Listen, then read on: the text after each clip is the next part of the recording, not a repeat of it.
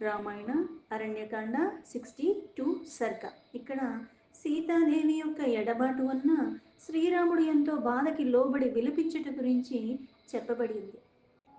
సీతామపశ్యన్ ధర్మాత్మా కామోపహత చేతన విలలాప మహాబాహు రామ కమలలోచన. కమలలోచనుడైన ఆ శ్రీరాముడు ధర్మాత్ముడు.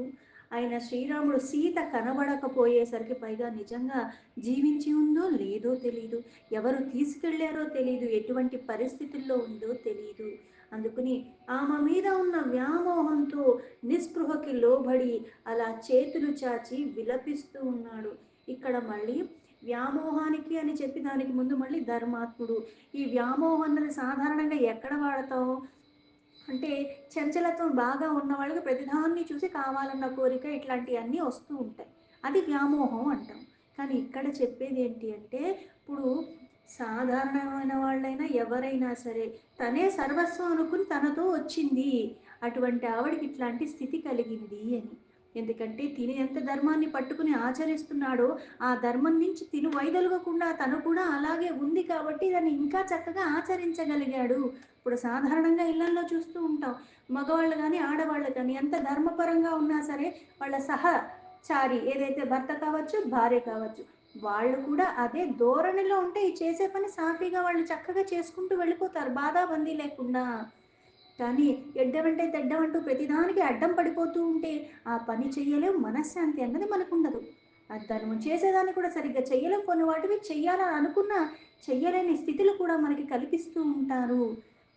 అటువంటి సద్గుణాలతో అంటే భార్య సద్గుణాలతో ఉంటే విలపించవచ్చు, లేకపోతే విలపించద్దని కూడా కాదు ఇక్కడ అర్థము. తననే సర్వస్వం నమ్ముకుని ఇంత కష్టపడిన జీవితాన్ని కూడా చాలా ఆనందంగా స్వీకరించింది, కానీ ఎప్పుడూ ఏమీ అనలేదు. అటువంటి ఆవిడ ఇప్పుడు ఎలాంటి పరిస్థితుల్లో ఉందో అని ఇలా బాధపడుతూ బాధపడుతూ ఏమి చెయ్యలేని స్థితిలో ఉన్నాడు, అలా విలపిస్తూనే ఉన్నాడు. అంటే ఇప్పుడు నిజంగా ఇక్కడ ఏదన్నా ఇక్కడి నుంచి పోయి అక్కడ ఉందంటే ఏదన్నా చేసి దాన్ని మళ్ళీ ఇక్కడికి తీసుకురావచ్చు. ఎక్కడుందో తెలియదు, ఎలా ఉందో తెలీదు. అందుకని ఇక్కడ నిస్పృహకి లోబడిపోయి ఉన్నాడు శ్రీరాముడు. పశ్యన్నివాచతాం సీతా అపశ్యన్ మదనార్దితః ఉవాచ రాఘవో వాక్యం విలాపాశ్రయ దుర్వచం. సీత కనిపించలేదు, అలాగే ఇలా ఆవిడ మీదున్న ప్రేమ కొద్దీ, పైగా ఆవిడికి తన మీదున్న ప్రేమ నమ్మకం కొద్దీ, ఇప్పుడు మన చిన్నపిల్లల్ని చూస్తూ ఉంటాం. ఇప్పుడు నాకు ఏదన్నా వచ్చి లేకపోతే ఎవరైనా నన్ను తిట్టారు అంటే మా నాన్న చూసుకుంటాడు, మా అమ్మ చూసుకుంటున్నాను ఎంత ధీమాగా వస్తాం. అంత ధీమాగా అవతల వాళ్ళు మన మీద చూపిస్తున్నప్పుడు మనం ఇంకా జాగ్రత్తగా ఉండాలని ప్రయత్నం చేస్తాం కదా. వాళ్ళు చూపించినా చూపించకపోయినా ఆ మమకారం మనకు ఉంటుంది, కానీ వాళ్ళు మన మీద చూపించే విశ్వాసానికి ఇంకా జాగ్రత్తగా చూసుకోవాలి, ఇంకా ఏ రకంగా వాళ్ళకి ఏ ఆపద రాకుండా నేను జాగ్రత్తగా చూసుకోవాలని ఎలా అయితే తపన పడిపోతూ ఉంటామో, అలా రాముడు ఆమెను చూడాలని, పైగా ఇక్కడ ఎంతలాగా ఆవిడ మనస్సుని అంతా కూడా ఆవరించి ఉంది అంటే, ఏ సీత కనపట్లేదని విలిపిస్తున్నాడో ఎటు చూసినా సీతే కనిపిస్తుంది. ఇక్కడ సీత కనిపించినట్టుగా ఉంది, అక్కడ కనిపిస్తూ ఉన్నట్టుగా ఉన్నది. ఆ భ్రాంతికి లోబడిపోతున్నాడు. అందుకు వణికిపోతున్న కంఠంతో ఇలా విలపిస్తూ మాట్లాడుతున్నాడు. వామశోకస్య సాకామిః పుష్పా ప్రియతయా ప్రియే ఆవృణోషి శరీరం తే మమ శోక వివర్ధిని. ఓ ప్రియా, నువ్వు పువ్వుల్లాగా ఎంతో, అంటే నీకు పువ్వులంటే చాలా ఇష్టము కనుక నువ్వు నీ శరీరంలాగే బంగారు కాంతితో ఆ పూలతో నిండిపోయిన ఈ అశోక శాఖల్ని కప్పుకుని నాకు ఇలాగా శోకాన్ని కలిగిస్తూ ఉన్నావు. కదలీకాండ సాదృశో కదల్యా సంవృతావుభౌ ఊరు పశ్యామి తే దేవి నాసీ శక్త నిగూహితుం. అంటే ఇప్పుడు మనకి ఇష్టమైన వాళ్ళు అన్నప్పుడు మనకి సాధారణంగా సినిమాల్లో చూపిస్తూ ఉంటారు. ఇది ప్రేమించిన వాళ్ళు ఏమవుతుందంటే ఎక్కడ చూసినా అమ్మాయే కనపడుతుంది ఈ అబ్బాయికి, ఎక్కడ చూసినా అబ్బాయే కనిపిస్తుంటారు, ఎవరితో మాట్లాడుతున్నా వాళ్ళే మాట్లాడుతున్నారు అన్నట్టుగా ఎలా భ్రమలకి భ్రాంతులకి వెళ్ళిపోతూ ఉంటామో, ఇక్కడ శ్రీరాముడు కూడా అంటే అక్కడ చూసిన అశోక శాఖల్లో కూడా అవి కప్పుకుని నువ్వే ఉన్నట్టున్నావు. అలాగే అరటి స్తంభాల వంటి అలాంటి కాళ్ళు కలిగిన నువ్వు ఆ అరిటాకుల్ని కప్పుకుని ఉన్నది నువ్వే అని అనిపిస్తుంది నాకు. నేను చూస్తుంది నిన్నే అని అనిపిస్తుంది. వాటిని నువ్వు అంటే నువ్వు నా నుంచి దాగి వెళ్ళలేవు. ఏది చూసినా నువ్వే అన్నట్టుగా నాకు అనిపిస్తున్నది. కన్నికారవనం భద్రే హసంతి దేవి సేవసే అలం తే పరిహాసేన మమ బాధా వహీనవై. భద్రమైన సౌశీల్యం కలిగిన ఓ దేవి, నువ్వు నవ్వులాటకైనా సరే పోనీ ఆ గన్నేరు వనంలోకి ఎటన్నా అటెళ్ళి దాక్కున్నావా? నాకు బాధాకరమైన ఈ పరిహాసాలు ఇంకా చాలు. అంటే నన్ను ఎక్కడన్నా కాస్త ఆట పట్టిద్దామని అటు ఇటు వెళ్ళిపోయి దాక్కుని పొంచి ఉండి చూస్తున్నావేమో కానీ ఇంకా నేను తట్టుకోలేను. అందుకని ఇక మీదనైనా బయటికి వచ్చేయి అని. పరిహాసేన కిం సీతే పరిశ్రాంతస్య మే ప్రియే అయం స పరిహాసోపి సాధుదేవి న రోచతే. ప్రియమైన సీత, పూర్తిగా అలసిపోయి ఉన్నాను. నాకు పరాచకాలకు కానీ పరిహాసాలకు కానీ ఇంకా ప్రయోజనం లేదు. నన్ను ఇంకా ఇంకా నువ్వు బాధకు లోబడేలా చేయకు. ఇలాంటి పరిస్థితుల్లో పరిహాసం ఏ మాత్రం కూడా రుచింపదు. అందుకని నువ్వు ఎక్కడన్నా ఉంటే వచ్చేసేయి అని. विशेषेण समस्ताने हासोऽयं न प्रशस्यते अवगच्छामि ते शीलं परिहासप्रियं प्रिये आगच्छ त्वं विशालाक्षि शून्योऽयम् उटजस्तव. నా స్వభావం నీకు తెలుసు కదా. నీకు ఇలా పరిహాసాలకి నాకు ఇష్టం లేదని కూడా నీకు తెలుసు కదా. అయితే ఆశ్రమ స్థానం నుంచి పరిహాసాలకి చోటు లేదు. పైగా ఇది ఉన్న ప్రదేశం కూడా అటువంటి వాటికి సరైనది కాదు. అయితే ఆశ్రమ స్థానంలో నువ్వు ఇలా ఉండటం మంచిది కాదు. అందుకే విశాలాక్షి వెంటనే వచ్చేసేయి. నువ్వు లేకపోవటంతో ఈ ఆశ్రమం అంతా కూడా పోసిపోయినట్టుగా ఉన్నది. सुव्यक्तं राक्षसेह सीता भक्षिता वा हृतापि वा न हि सा विलपन्तं माम् उपसंप्रेति లక్ష్మణ. లక్ష్మణ, నిజంగానే రాక్షసులు సీతని భక్షించి ఉంటారంటావా? లేదా ఆవిడ్ని అపహరించి తీసుకెళ్ళిపోయి ఉంటారంటావా? ఇట్లా కాకపోతే నేను ఇంతగా విలపిస్తున్నా ఇక్కడే ఎక్కడన్నా ఉంటే ఎందుకు ఇంతసేపు వేచి చూస్తుంటుంది? నేను బాధకి లోబడ్డానన్న భావన వస్తేనే తట్టుకోలేదు సీత. ఇంతలాగా విలపిస్తూ సీత సీత అంటే ఇక్కడెక్కడన్నా ఉంటే తను రాకుండా ఎలా ఉంటుంది అని. ఏతాని మృగయూతాని సాశ్రునేత్రాని లక్ష్మణ సంసతివాహి వైదేహి భక్షితాం రజనీచరేహ. నిశాచరులు ఆ సీతని భక్షించారని తెలుపుటకైనా సరే మూగజీవులైన ఈ జింకలు కన్నీరు కారుస్తున్నాయంటావా? हा महामार्ये क्वा यातासि हा साध्वी वरवर्णिनि हा सकामात्मया देवी कैकेयी सा భవిష్యతి. ఓ సుందరి, లోక పూజురాలవైన ఓ సాధ్వీమణి, ఇంతకు నువ్వు ఎటు వెళ్ళిపోయావు? ఎక్కడున్నావు?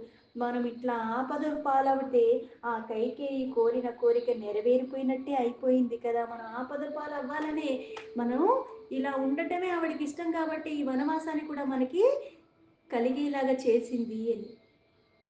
సీతాయా సహా నిర్యాతో వినా సీతాం ఉపాగతః కథం నామా ప్రవేక్ష్యామి శూన్యమంతః పురం పునః.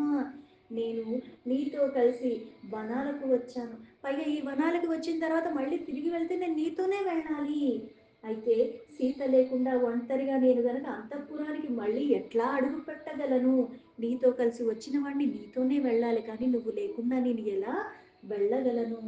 నిర్వీర్య ఇతి లోకో మాం నిర్దయశ్చేతి వక్షతి కాతరత్వం ప్రకాశం హి సీతాపనయనేన మే.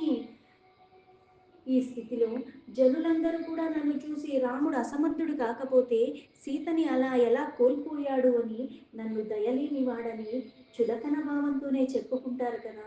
సీతని కోల్పోయినాడు పిరికివాడు అని నేను ముద్రింపబడతాను. నివృత్తవనవాసశ్చ జనకం విధినాధిపం కుశలం పరిపృచ్ఛంతం కథం శక్యే నిరీక్షితం. అంటే రాజుగా ఉన్నవాడు రాజ్యంలో ఉన్న వాళ్ళందరికీ రక్షణగా ఉండాలి, వాళ్ళ భారాన్ని చూసుకోవాలి. తన సొంత భార్యనే చూసుకోలేని వాడు ఈ బాధ్యతను కూడా ఎలా స్వీకరిస్తారన్న మాటలు వస్తాయి. ఇప్పుడు జరిగిన సందర్భం ఏంటి, ఎలా అయ్యింది అన్నది ఎవ్వరూ పట్టించుకోరు గానీ, అక్కడ చూసిన దాన్ని బట్టి ఎవరికి వాళ్ళు కథలు అల్లేసుకున్నట్టుగా పక్కనోళ్ళని తూలనాడటానికి ఎప్పుడూ సిద్ధంగా ఉంటారు. రాముడైనా, సాధారణ మానవుడైనా సరే, ఇటువంటి నిందలకి మనం లోబడాల్సి వస్తుంది. కానీ అటువంటి పరిస్థితుల్లో కూడా మనం ఎలా ఉంటాము? చంచలత్వం ఉన్న వాళ్ళకి, లేని వాళ్ళకి కూడా ఆ వ్యత్యాసం ఇట్లాంటి సందర్భాల్లోనే తెలుస్తూ ఉంటుంది. అందుకే నివృత్త వనవాసశ్చ జనకం మిథిలీ లాదిపం కుశలం పరిపృచ్ఛంతం కథం శక్యే నిరీక్షితం. నేను వనవాసాన్ని ముగించుకుని వస్తుంటే తిరిగి వెళ్ళినప్పుడు నీ తండ్రి అయిన మిథిలాధిపతి కూడా, జనకుడు కూడా నా క్షేమ సమాచారాల్ని మనం ఎలా ఉన్నామని కనుక్కోవటానికి వస్తాడు కదా. ఆయన అడిగినప్పుడు నేనేమి సమాధానం చెప్పాలి? ఆయనకి నేను మొహం ఎలా చూపించగలను? విదేహరాజో నూనం మాం దృష్ట్వా విరహితం తయా సూతా స్నేహేన సంతప్తో మోహస్య వశమిష్యతి. నా పక్కన సీత లేకుండట గమనించి ఆ రాజు కూడా, నీ తండ్రి అయిన ఆయన కూతురుపై గల వాత్సల్యంతో మోహంలో మునిగిపోయి ఆయన కూడా బాధకి లోబడతాడే. అథవా నాగమిష్యామి పూరీం భరతపాలితాం స్వర్గోపి సీతయా హీనః శూన్య ఏవ మతో మమ. భరతుడి పరిపాలనలో ఉన్న అయోధ్యలో సుసంపన్నమైన అయోధ్యాపురానికి నేను వెళ్ళలేను నువ్వు లేకున్నా. జానకి తోడు లేనప్పుడు స్వర్గమే నాకు శూన్యంగా ఉంటుంది, ఇంకా అయోధ్య ఎంత? మామిహోత్సృజ్యాहि వనే గచ్చాద్యోద్యం పురీం శుభాం నత్వాహం తాం వినా సీతాం జీవేయం హి కథంచన. ఓ లక్ష్మణ, నన్ను నీవు ఎంతగా ఓదార్చినా సరే సీత లేనిదే నేను జీవించలేను. అందుకే నన్ను ఈ వనవందే విడిచిపెట్టేసి సుఖవాహమైన అంటే అయోధ్యాపురానికి భోగప్రాయమైన జీవితానికి నువ్వు వెళ్ళిపో, నన్ను మాత్రం రావాలని ఒత్తిడి చెయ్యకు, సీత లేకుండా నేను రాలేను. గాఢమాశ్లిష్య భరతో వాచో మద్వచనాత్మయ అనుజ్ఞాతోసి రామేణ పాలయేతి వసుంధరాం. నువ్వు వెళ్ళటమే కాకుండా అక్కడికి వెళ్ళి భరతుడికి కూడా నా మాటగా చెప్పు. ఏమని? ఓ భరత, ఈ రాజ్యాన్నంతా కూడా నువ్వే పరిపాలించుకో, ఇది మళ్ళీ శ్రీరాముడొక్క ఆదేశంగా చెప్పు అని. अम्मा च मम कैकेयी सुमित्रा च त्वया विभो कौसल्या च यथा न्यायम् अभिवाद्य ममाज्ञया रक्षणीया प्रयत्नेन भवता सूक्तकारिणा. నాయన లక్ష్మణ, శోకంలో మునిగి ఉండటం వలన కౌసల్య మాతని కానీ, అలాగే తల్లి అయిన సుమిత్రని కానీ, కైకేయ దేవికి కానీ నేను వెళ్ళి నమస్కరించలేనందుకు నా తరపున వాళ్ళకి నమస్కరించు. అయితే కౌసల్య మాతను మాత్రం నీవు ప్రత్యేకంగా రక్షించుకో, అంటే నా భారాన్ని కూడా నువ్వే స్వీకరించి నేను చేయాల్సిన కర్తవ్యాన్ని నా తల్లి పట్ల నువ్వు చూసుకో, ఇది నా ఆజ్ఞ. నువ్వు ఎల్లప్పుడూ కూడా నా మాటను జవదాటని వాడవు కాబట్టి, నేను నిన్నే నమ్మి ఉన్నాను కాబట్టి నువ్వు ఆ తల్లి భారాన్ని చూసుకో అన్నాడు. సీతాయాశ్చ వినాశోయం మమ చామిత్రకర్షణ విస్తరేణ జనన్య మే వినివేద్య స్వయా భవేత్. ఓ శత్రుసూదన, నా సీత కనిపించకపోయేసరికి తప్పిపోయిందో బ్రతికుందో లేదో కూడా నాకు తెలీదు. అందుకే ఈ విషయాన్ని నా తల్లికి నువ్వు విపులంగా తెలియజేయి. इति विलपति राघवे सूदिने वनमुपगम्य तया विना सुखेस्या भयविकलमुखस्तु लक्ष्मणोऽपि व्याधीतमना वृषमातुरो बभूव. చక్కని కురులు కలిగిన సీతాదేవి కనిపించకపోవటంతో ఆ వనములో చేరిన శ్రీరాముడు దీనాతి దీనంగా ఇలా విలపిస్తున్నాడు. అంతటా లక్ష్మణుడు భయంచే చిన్నబోయున్న ముఖంతో, ఆ మనస్సు కాస్త బాధ కలిగేలాగా ఉన్నా సరే, ఎలా అయితే సీతతో వచ్చి తిరిగి మళ్ళీ తాను ఒక్కడనే వెళ్ళలేనని ఎలా అయితే రాముడు అనుకున్నాడో, తన అన్నా వదులతో రక్షణకై వచ్చాడు, అలాంటిది ఇప్పుడు అన్నను కూడా వదిలేసి ఎలా వెళ్ళిపోతాడు? వెళ్ళిపోమంటే నీ మాట జవదాటని వాడే అయినప్పటికీ కూడా ఇట్లాంటివి విని నా అన్న చెప్పాడు కదా అని వెళ్ళిపోతాడా? వెళ్ళలేని స్థితిలోనే ఉన్నాడు. అందుకే తను కూడా బాధకి లోబడుతున్నాడు. ఆ ముఖం చిన్నబోయినట్టుగా అయిపోయింది. ఆ మనస్సు కలత చెంది ఇంకా ఆందోళనకి లోబడ్డాడు లక్ష్మణ్. అంటే ఇప్పుడు రాముడు తీసుకున్న నిర్ణయాన్ని అమలు పరిచే లోపల అంటే నేను ఇక్కడే ఉండిపోతాను నువ్వు వెళ్ళిపో అంటున్నాడు. అలా కాకుండా సీత దొరికేదాకా, అసలు ఏమైందో తెలుసుకునేదాకా, అసలు ఏమైనా సరే అన్నను మాత్రం విడవకుండా ఉండాలన్న తపనలో ఉన్నాడు. అందుకని ఇంకా బాధగా ఉంది లక్ష్మణుడికి. దీంతో వాల్మీకి మహర్షి విరచితమైన ఆది కావ్యమైన శ్రీమద్ రామాయణంలో అరణ్యకాండలో 62 సర్గా సంపూర్ణం.